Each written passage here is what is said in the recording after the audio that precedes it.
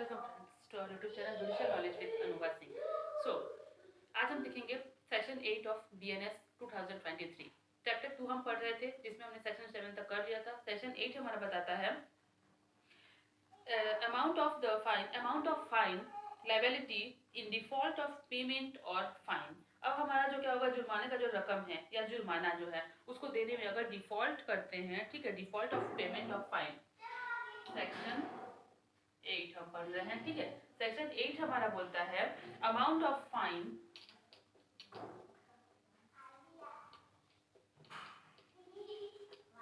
Liability in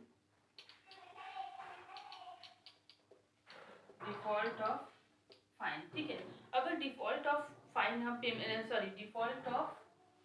default of payment of fine etcetera, ठीक है। अगर हम देखते हैं, देखिए क्या होता है कि अगर हम डिफॉल्ट करते हैं, सपोज दैट अगर कोई अफेंडर है तो उसका ऑफेंस साबित हो गया, उस पर फाइन इम्पोज किया गया। तो फाइन इम्पोज किया जाता है तो उसने फाइन को देने से क्या किया, डिफॉल्ट कर दिया, व्यतिक्रम किया या फिर डिफॉल्ट किया, नहीं दे रहा है। तो वैसे कंडीशन में क्या होगा, ये कौन बताता है, ये हमें सेक्शन 8 ऑफ बीएनएस बताता है। जिसमें क्या है, आपके सबसेक्शन दिए हुए हैं। इसमें से फर्स्ट सबसेक्शन बोलता है, सेक्शन 8 का फर्स्ट सबसेक्शन बोलता है जहां जुर्माने की रकम कितनी होगी ये कौन डिसाइड कर, ये नहीं दिया गया है, तो वहां पे जुर्माना क्या होगा, असीमित हो सकता है किंतु अत्यधिक नहीं होगा, अकॉर्डिंग टू पर्सन कैपेबिलिटी, ठीक है। इसमें दिया है offender is liable is unlimited but shall not be excessive, क्या होगा, असीमित होगा, ठीक है। ये सबसेक्शन 1 बताता है हमें असीमित हो सकता है, ठीक है, असीमित हो सकता है लेकिन अत्यधिक नहीं। कहने से यहाँ पर मतलब क्या है, सबसेक्शन 1 का सबसेक्शन का मतलब क्या है कि अगर कोई अफेंडर है, ठीक है, उसकी capability according to person capability, उसकी एबिलिटी कितनी है, कैपेबिलिटी कितनी है, उसके अकॉर्डिंग, चाहे अगर वो बहुत पैसे वाला है तो उस पर हम ज़्यादा काफ़ी ज़्यादा लगा सकते हैं, पुअर बैकग्राउंड से है, उसके पहले प्रोफेशन को, सारी चीज़ें कोर्ट देखती है, देखने के बाद डिसाइड करती है कि वो कितना कैपेबल है फाइन को देने के लिए, ठीक है। तो हम उस पर कंडीशन, उसकी कैपेबिलिटी को देखकर क्या करते हैं, फाइन को इम्पोज करते हैं और उतना फाइन उसको पे करना पड़ता है। तो इस बेस पे कहा गया है कि असीमित हो सकता है लेकिन अत्यधिक नहीं हो सकता है, ठीक है। उसके बाद आपका सब सेक्शन 2, सेक्शन 8 का सब सेक्शन 2 हमें बताता है अगर किसी को कारावास के साथ, ठीक है, अगर किसी को कारावास के साथ जुर्माना या सिर्फ जुर्माना दिया गया है तो उस कंडीशन में क्या होगा, अगर जुर्माना नहीं दे रहा है तो न्यायालय क्या करेगी, जुर्माने की जगह पर कारावास को बढ़ा सकती है। सपोज दैट अगर किसी को पनिशमेंट दिया गया है 3 साल, 1 साल का सजा दिया गया है, 3000 रुपए जुर्माना किया गया है, तो वैसी कंडीशन में अगर वो पे नहीं कर रहा है तो कोर्ट क्या कर सकती है, 6 मंथ का और पनिशमेंट को बढ़ा सकती है डिफॉल्ट करने पर 1.5 साल, 1.5 साल की जगह 1.5 साल का उसका पनिशमेंट हो जाएगा, इम्प्रीजमेंट हो जाएगा, ठीक है, बढ़ जाएगा। ये हमें बताता है सेक्शन 2, सबसेक्शन 2। सबसेक्शन 3 हमें बताता है सेक्शन 8 का सबसेक्शन 3, ये बताता है देखिए कारावास के साथ अगर जुर्माना दिया गया है, कारावास के साथ इम्प्रीजमेंट तो दिया गया है प्लस उसके साथ अगर फाइन इम्पोज किया गया है और उसमें अगर जो एक्यूज्ड है या अफेंडर है वो क्या करता है, डिफॉल्ट करता है, नहीं देता है, तो उस कंडीशन में क्या होगा, कारावास की जो अवधि होगी वो उस पनिशमेंट की, जिस पनिशमेंट के लिए उसको पनिश किया गया है, उस पनिशमेंट के जो अधिकतम जो दंड है उसका कितना हो जाएगा, 1/4 से अधिक नहीं होगा। थर्ड बोलता है 1/4 से अधिक नहीं होगा।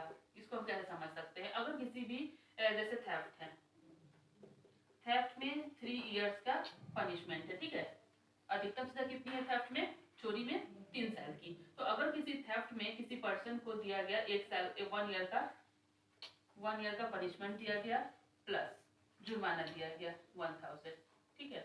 अब इसको क्या कर रहा है, वो डिफॉल्ट कर रहा है, इसको वो पे नहीं कर रहा है, तो इसके कंडीशन में क्या करेंगे, जो अधिकतम अवधि कितनी है 3 ईयर्स है, ये तो उसको चलेगा ना, ये उसको मिला है वो चलेगा ही। अब इसको देने में उसने क्या किया, डिफॉल्ट किया, तो इसको हम कैसे कैलकुलेट करेंगे, कितना उसका पनिशमेंट को बढ़ा देंगे, सबसेक्शन 2 में जैसा बताया गया कि उसकी पनिशमेंट तो बढ़ेगी, डेफिनेटली, क्योंकि उसने फाइन इम्पोज जो किया गया था वो फाइन को देने से क्या किया, डिफॉल्ट कर दिया, नहीं दिया। तो 3 ईयर जो थेफ्ट का अधिकतम है, अधिकतम जो आपका पनिशमेंट है 3 ईयर्स का 1/4 हो जाएगा। तो 3 ईयर्स का 1/4 आपका हो जाएगा 9 मंथ। ठीक है, तो अब उसकी पनिशमेंट कितनी हो जाएगी, 1 ईयर प्लस 9 मंथ। ठीक है, ये अब उसको पनिशमेंट दे दी जाएगी। ठीक है, डिफॉल्ट करने पर। आई होप समझ में आ रहा होगा आप लोगों को। सेक्शन 4, सबसेक्शन 4 क्या बोलते हैं, ये सब आपका सबसेक्शन आपका 3 बता रहा है।